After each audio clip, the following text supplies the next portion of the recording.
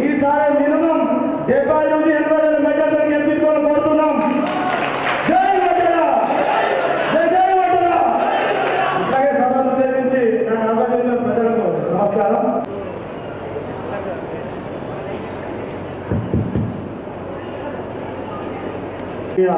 వడ్డెర ఆత్మీయ సమ్మేళనం వచ్చినటువంటి మన వడ్డెర అన్నదమ్ములకు అక్కజనులకు నా యొక్క ధన్యవాదములు.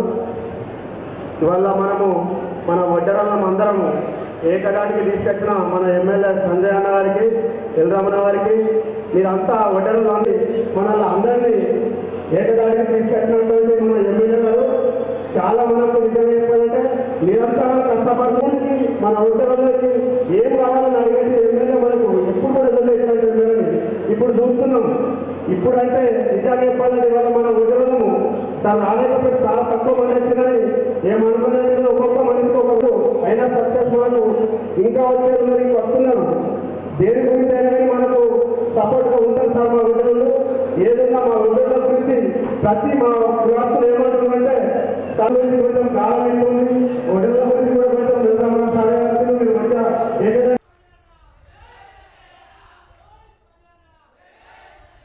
ఈనాటి ఇక్కడున్న సభలో ఒక 100 మంది నేను ఇట్లా పేరు పెట్టి పిలిచిన వాళ్ళు ఉంటారు, ఏమయ్యా ఇంకటి నరసయ్య రాజం అనేటోళ్ళు. మరి ఆ రకంగా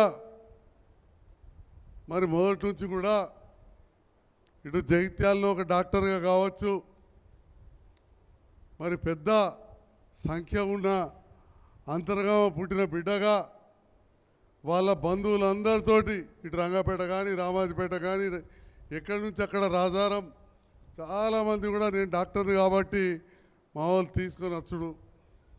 ఒక కళ్ళే కాదు, ఇప్పటికి కూడా రాంపూర్లో అక్కడ యాక్సిడెంట్ అయిందంటే వెంటనే మా దండుల గంగారామో సూర్యరెడ్డో గంగాధరో వెంకటోలో ఫోన్ చేస్తారు, అది లేకపోతే లక్ష్మణ్ చేస్తాడు. ఇట్లా 30 ఏళ్ళకెళ్ళి మీతోటి ఒక అనుబంధం పెంచుకున్నా అని చెప్పి సందర్భంగా తెలియజేస్తా ఉన్నా. మరి ఆ అనుబంధంతో నాకు 2014లో రాజకీయాలకు వచ్చినాక కావచ్చు, అంతకంటే ముందు కూడా రమణన్న గారు పోటీ చేసినప్పుడు కావచ్చు, నేను చెప్పగానే చాలా చోట్లలో కూడా నా వెనంటి ఉన్నారు మీరు. తర్వాత ఒక తోటితో ఓడిపోయినాం, మరి మొన్న గెలవడం జరిగింది.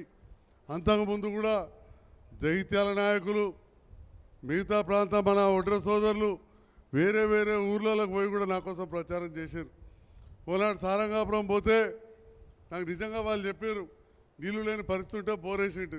అప్పుడు చెప్పారు, సార్ మీ ఊరోళ్ళకి మీకు ఎంత ప్రేమ సార్, మా దగ్గరికి వస్తే అప్పుడు సారంగాపురంతోటి అక్కడ రాజకీయం గట్టిగా వేరే పార్టీలకు ఉండే తమ్ముడు రాని మంగళ కల్లేపల్లి సర్పంచులు వేదికపైకి రావాలా.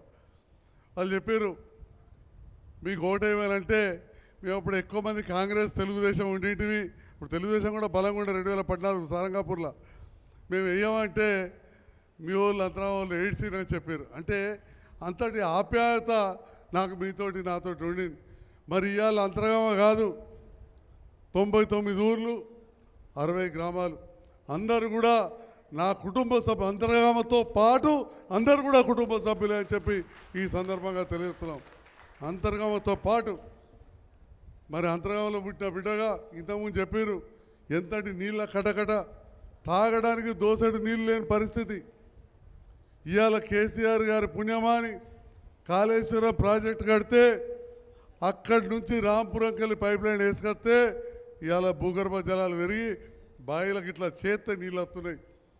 ఒకనాడు నేను డాక్టర్గా ఉన్నప్పుడు ఒక పెద్ద మనిషిని అడిగి 5 బోర్లు వేసిన చుక్క నీళ్ళు వల్లే. మొన్న అడిగిరు రామాలయం కాడ అయితే బ్రహ్మాండంగా నీళ్ళు పడ్డాయని చెప్పి సందర్భంగా తెలియజేస్తున్నా. అంటే ఇవాళ అపర భగీరథుడు కేసీఆర్ సారు.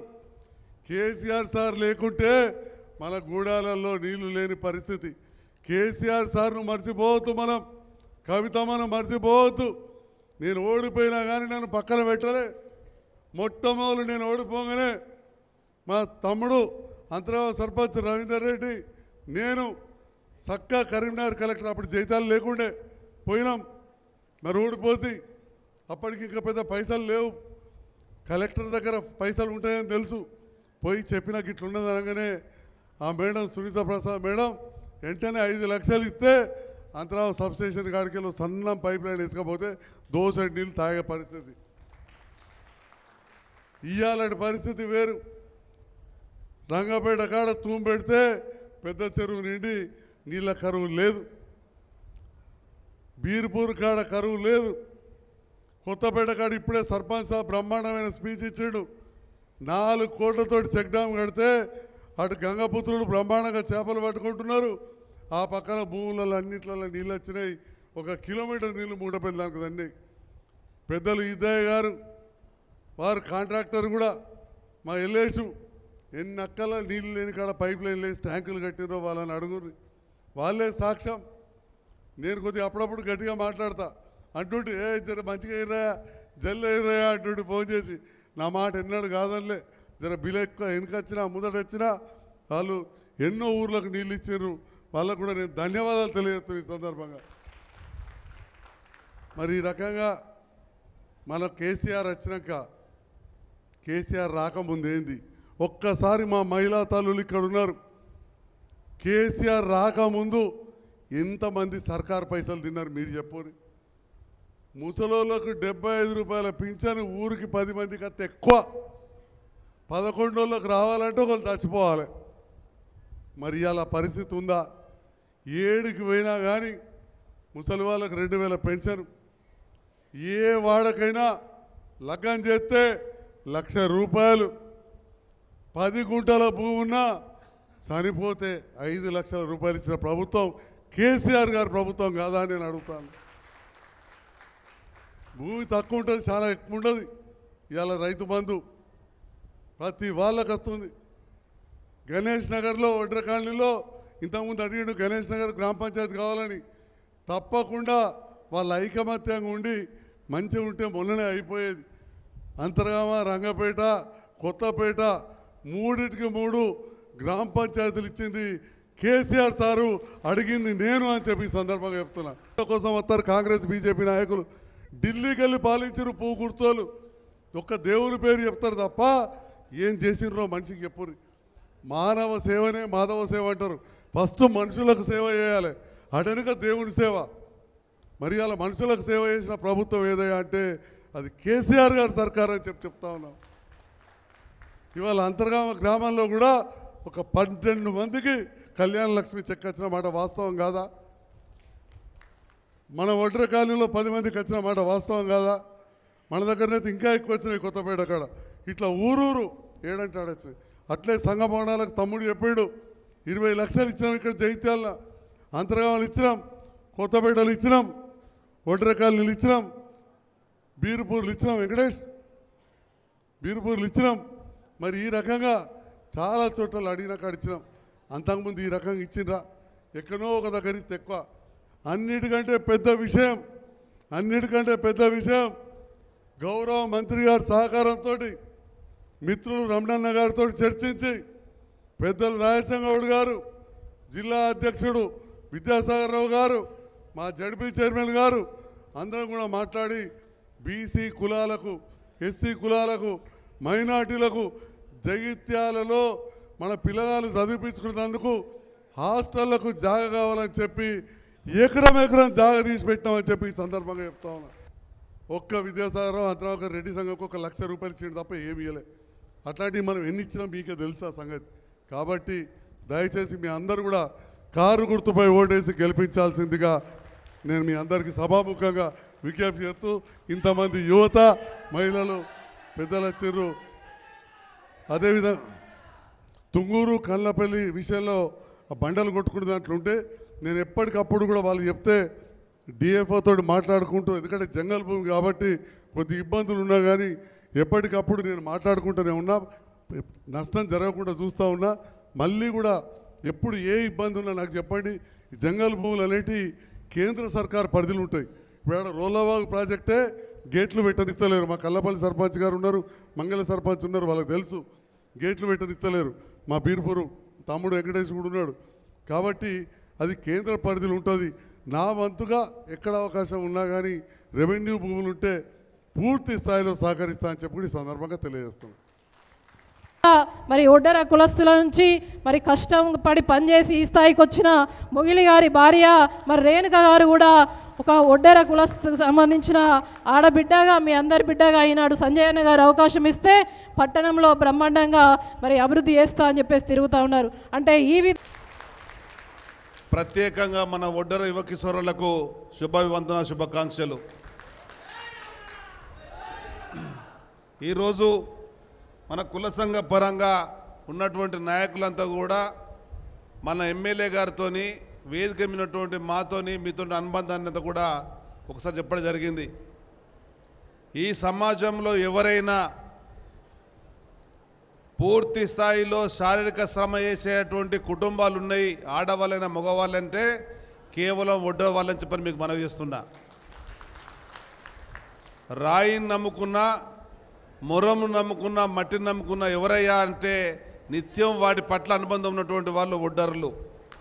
అటువంటి ఒడ్డర జాతి పైకి రావాలని చెప్పని, జీవన ప్రమాణాలు పెరగాలని చెప్పని, ఈ పోటీ ప్రపంచంలో మన యొక్క శారీరక అవయవాలతో పనిచేసేటువంటి మీ యొక్క కండరాలను కరిగిస్తూ సమాజ నిర్మాణ రంగంలో మీరు పురోగమిస్తున్నటువంటి మీకు యంత్ర పరికరాలు రావడం వల్ల ఆ మిషనరీలో వచ్చేటువంటి ఇబ్బందులు ఆటంకాలు వేసినటువంటి వ్యక్తే మన కేసీఆర్ గారు చెప్పని మనవి చేస్తున్నా.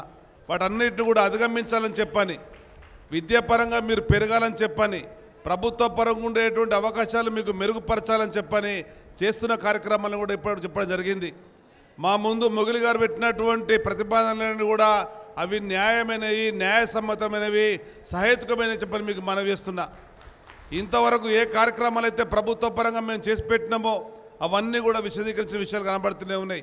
తిరిగి మళ్ళీ కొత్త ప్రభుత్వాలు చెప్పేటువంటి విషయాలు కూడా అవన్నీ కూడా చెప్పినటువంటివి చేరితే అని చెప్పని కూడా మీకు మనవి చేసుకుంటూ, మొగిలి గారు మా ముందు పెట్టినటువంటి ప్రతి అంశాన్ని కూడా సంజయ్ గారితో కలిసి మేము అందరము ఆ పనులన్నీ మీకు అయ్యే విధంగా, ఏ విధంగా అయితే పెద్దలు కేసీఆర్ గారు హైదరాబాద్ నగరంలో ఎకరం భూమి ఇచ్చి ఉప్పల్ బగాయత్లో నిధులిచ్చి ఆ యొక్క భవనం నిర్మిస్తున్నారో, అదేవిధంగా జగిత్యాల జిల్లా కేంద్రం సోదరు సంజయ్ గారు ఎకరం భూమి ఇచ్చి నిధుల సందర్భంగా అవసరమైన నిధులన్నీ కూడా ఇచ్చి ఆ భవనం పూర్తి చేయించే బాధ్యత మాదని చెప్పని మీకు మనవిస్తున్నా.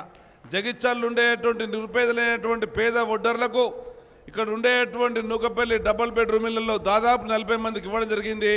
ఇంకా మిగిలిన వాళ్ళు ఉంటే కూడా వాళ్ళకి ఇప్పించే బాధ్యత మాదని చెప్పని మీకు మనవిస్తున్నా.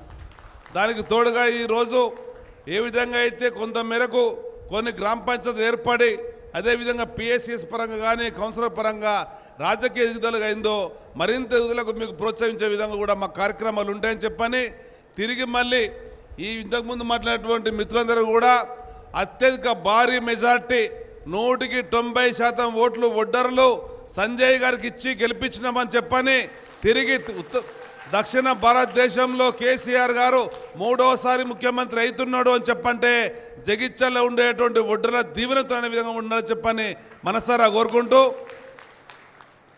గతంలో నేను ఎమ్మెల్యే కాకముందే ఇక్కడ కొమరయ్య పెద్దలు ఉన్నారు, అక్కడ ఉండేటువంటి ఇంతకుముందు మొగిలి గారు చెప్పినట్టుగా నేను ఏ అయితే కిరాయి ఇంట్లో ఉండుంటునో ఆ ఇంటికి ఎదురుగానే గుడిసెలలో ఉండేటువంటి వాళ్ళ సాధక పథకాలు తెలిసి ఎమ్మెల్యే కాకముందే వాళ్ళందరికీ కూడా ఓటర్లుగా నమోదు చేపించి రేషన్ కార్డులు ఇప్పించినటువంటి అనుభవం నాకు ఉన్నది.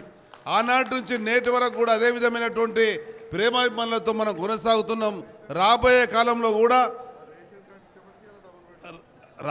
కాలంలో కూడా మీకు ఏ అవసరమైనా కానీ వాటిని తీర్చే విధంగా కూడా మేము ఉంటామని చెప్పని సంజయ్ కుమార్ గారు ప్రత్యేక ఒక మాట చెప్తుండు.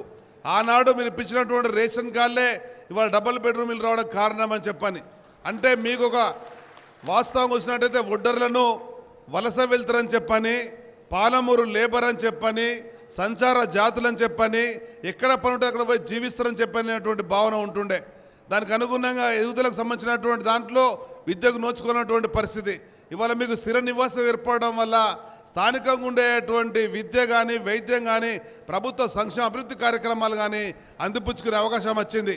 ఇక్కడితో పాటు హైదరాబాద్ నగరంలో ఉండేటువంటి మన వాళ్ళకు కూడా నా శక్తి మేరకు నేను పనిచేసి పెడతానని చెప్పని రాష్ట్ర స్థాయిలో ఉండేటువంటి మొగిలి నాయకత్వంలో మరింత ముందుకెళ్లే విధంగా, మరింత నాయకత్వం పెరిగే విధంగా మొగిలితో పాటు మీకు అన్ని విధాలు సహకరిస్తామని చెప్పని మీరందరూ కూడా ఒకనాడు ఏ విధంగా అయితే ఒడ్డర రాజులుండిరో ఇవాళ మనం ఒడ్డరలో కూలీ పని చేసుకోవడం వల్ల శారీరక శ్రమ చేయడం వల్ల కూలీ అని బిల్లంపించిన పరిస్థితి వచ్చింది. కానీ ఒకనాడు ఒడ్డర రాజులు అని చెప్పని ఆ రాజరిక పాలన ఉన్నప్పుడు అనేక దేశాల్లో అనేక రాష్ట్రాలలో అనేక ప్రాంతాలలో మరి ఒడ్డర రాజులుండి తిరిగి అదే విధమైనటువంటి పూర్వవైభవం మీకు రావాలని చెప్పని ప్రభుత్వ పరంగా మీరు కోరుకున్నటువంటి సబ్సిడీ కార్యక్రమాలు కానీ ప్రభుత్వ పరంగా యంత్ర పరికరాలే కానీ ప్రభుత్వ పరంగా ఉండేటువంటి పరిశ్రమలు ఏర్పడక కానీ మీ సోదరునిగా మీ వెన్నంటూ ఉంటా అని చెప్పని మనస్ఫూర్తిగా మీకు తెలియజేసుకుంటూ ఇక్కడి ఉన్నటువంటి మీరందరూ ఇక్కడికే పరిమితం కావద్దు. మీకుండేటువంటి ఒడ్డర కులస్తులకు కానీ మీకుండేటువంటి ఒడ్డర కుల బంధువులకే కానీ మీ స్నేహితులకే కానీ ప్రతి ఒక్కరికి మీరు ఈ సమాచారం ఇచ్చి ఇవాళ మేము మాట్లాడిన కూడా తెలియపరిచి 100% ఓట్లు పోలు కావాలి. పోలయ్యేటువంటి ప్రతి ఓటు కూడా సంజయ్ కుమార్ గారికి ఇచ్చే విధంగా కూడా మీరు ముందుకెళ్ళాలని చెప్పని కోరుకుంటూ జై ధన్యవాదాలు. జై గారు కారు గుర్తుకే, సంజయ్ కుమార్ గారు గుర్తుకే, కేసీఆర్ గారి నాయకత్వం, కేసీఆర్ గారి నాయకత్వం. జై తెలంగాణ, జై తెలంగాణ.